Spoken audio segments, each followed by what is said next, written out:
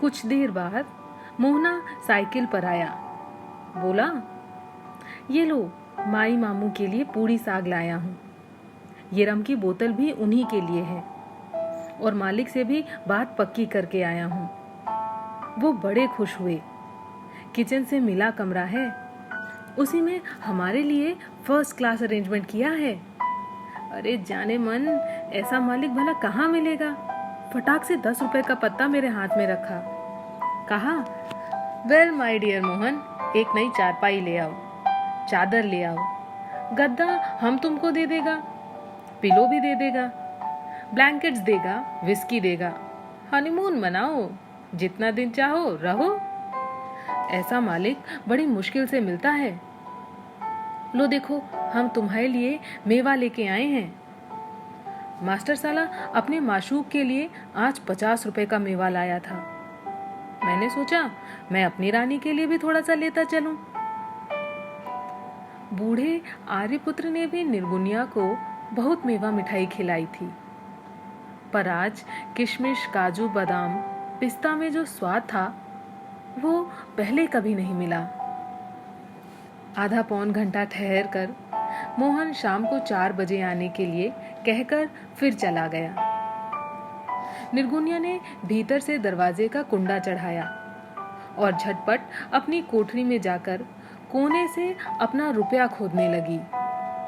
Note, रुपए के सिक्के, गिन्नी गुट्टे एक ओढ़नी में लपेटकर अपनी कमर में कस के बांध लिए, गहना छिपा के एक पोटली में रखे।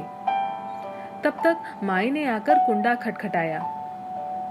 बहू का मांग पटिया से लैस चमचमाता चेहरा देखकर माई के इत्ते पित्ते सुलग उठे। बर्छी जैसी पौनी आंखें से देखकर मुंह बनाया, छिनाल कहीं की, और बगल से उसे धक्का देते हुए भीतर चली गईं। निर्गुनिया को गुस्सा तो बहुत आया, लेकिन आज उसका गुस्साने को जी ही नहीं चाहता था। धुला हुआ झाड़ू पंजा माई ने एक ओर रखा और फिर बड़बड़ाना शुरू किया। जितनी ऊंची कौमें हैं, उन्हीं में दुनिया भर की बुराइयां भी होती हैं। पाप की पुटलियां निगोड़ी ऊंची जात की औरतें, इन निगोड़ियों को अल्लाह मियां 2 खज की आग में जलाएगा। लोहे के गरम गरम पुतलों से चिपटा चिपटा के कहेंगे कि लो हरजाइयों, अब अपनी जवानी के हौसले पूरे करो। निर्गुनिया चुपचाप सब सुनती रही। कल जब से मोहना ने माई को फटकारा है, तब से वह निर्गुनिया से बोली नहीं, बस यूं ही उल्टी सीधी जगजग करती रहती है। निर्गुनिया ने थाली में पूड़ी साग, सोंठ, रायता परोसकर माई के आगे रखा, पानी का लोटा रखाई, फिर उनकी चिलम सजोने लगी। माई खाती गई और कोसती गई। मेरे लड़के का धरवा लुटाकर रख देगी रंडी। खाना पकाने में बड़े घर की औरतों के हाथ टूटते हैं निगोड़ी के। बस नखरे पसार कर मेरे बच्चे को रिझाना ही आता है, निगोड़ी कीड़े पड़े। अनवरत रूप से गालियों का दौर चलता ही गया। भीतर क्रोध से भड़कते हुए भी निर्गुनिया एक जगह शांत थी। आज तो उसे यह घर छोड़कर चले ही जाना है। अब इस हरामजादी से मुझे क्या भला लेना देना। लेकिन कहीं ये कमीनी कुटांट चलते चलते रोग आकर उन्हें अपने मोह माया में न फंसा ले। हे राम जी, ऐसा न हो। हे राम, इस सुपनखा निगोड़ी की नाक कटे। मैंने चाहे जो भी पाप किए हों, पर इस वक्त तो मेरी बात रख लेना राम जी। मुझे नरक से निकाल जरूर देना राम जी। हे राम जी, हे राम जी। लगभग 4 बजे गली में एकाएक बड़ा तहलका मच उठा। गली में पुलिस आई थी। चमेली का मर्द सलामत और उसका पड़ोसी फूला हथकड़ी पहनाकर लाए गए थे।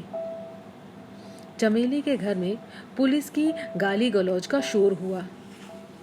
जिस तिस से पूछकर माई खबर लाई कि बंसी बाग मोहल्ले में एक लाला के यहाँ बड़ी भारी चोरी हुई है।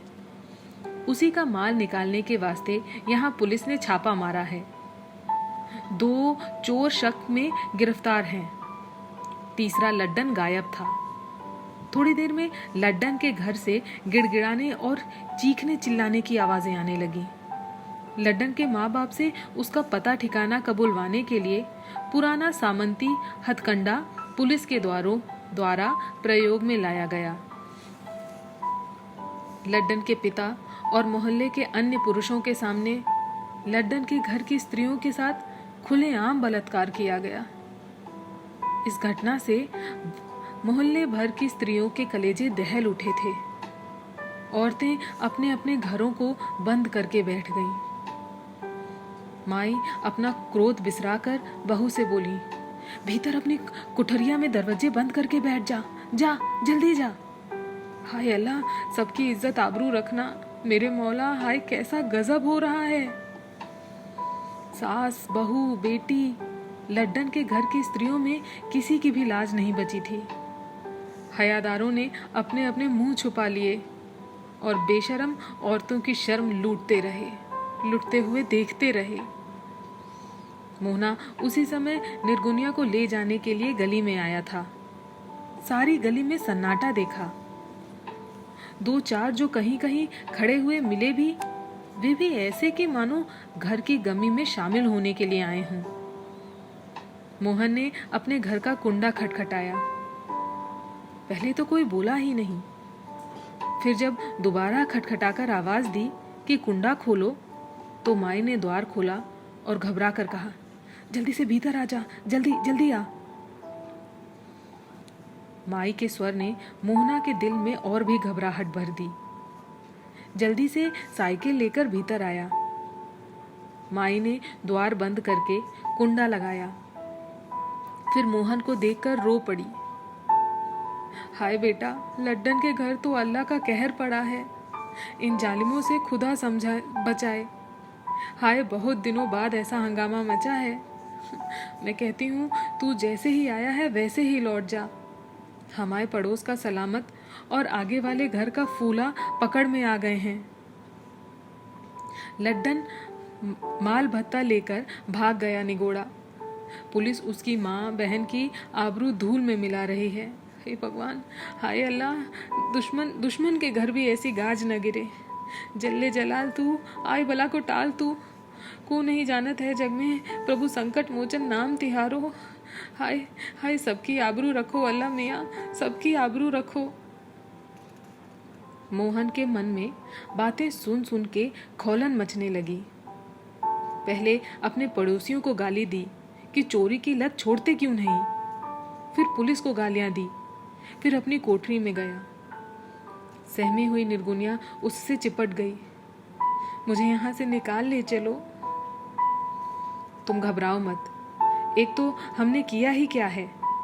दूसरा, मान लो किसी ने तुम्हारे साथ छेड़छाड़ करने की हिम्मत भी की ना, तो यकीन मानो 2-4 सालों को की तो जान ही ले लूंगा।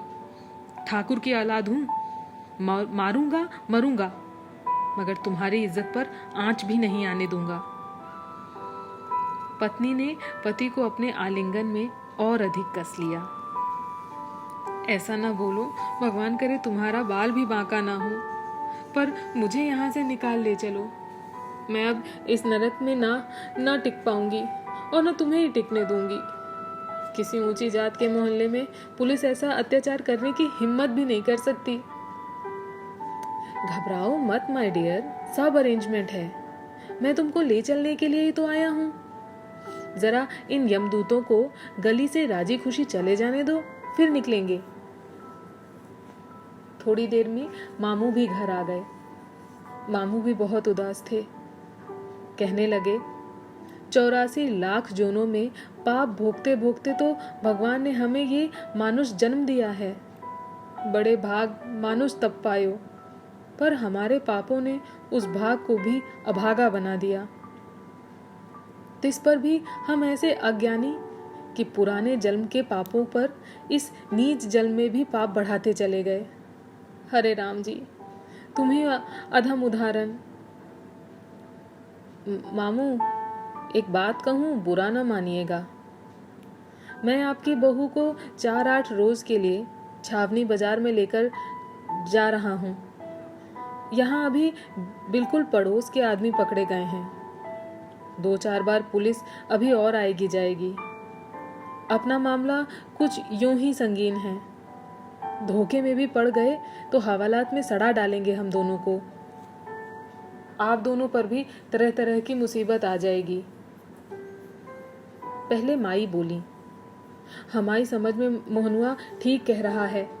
कैसे भी हो, अब है तो आखिर हमारी बहू ही। उसकी इज्जत अब हमारी इज्जत है। तुम इसे ले जाने दो। क्या रे मोहना, वहाँ कुछ ठीक इंतजाम रखने का किया है? हाँ हाँ, बहुत उम्दा उम्दा है। हमारा जिगरी दोस्त है सिकंदर, उसी के घर रहेंगे। वे 2 हस्बैंड वाइफ हैं, हम 2 हस्बैंड वाइफ हो जाएंगे। 2 कमरों का क्वार्टर है, मजे में निभ भी जाएगी। और फिर कौन सा सदा के लिए जा रहे हैं। 4-6 दिनों में जब यह हंगामा दब गया हम फिर लौट आएंगे। मोहन ने अपनी पत्नी को अपने बदनाम मालिक बैंड मास्टर के बगल में ठहराने की बात गोल कर दी। उसका अंग्रेज मालिक अपने दुराचरों के लिए बदनाम था।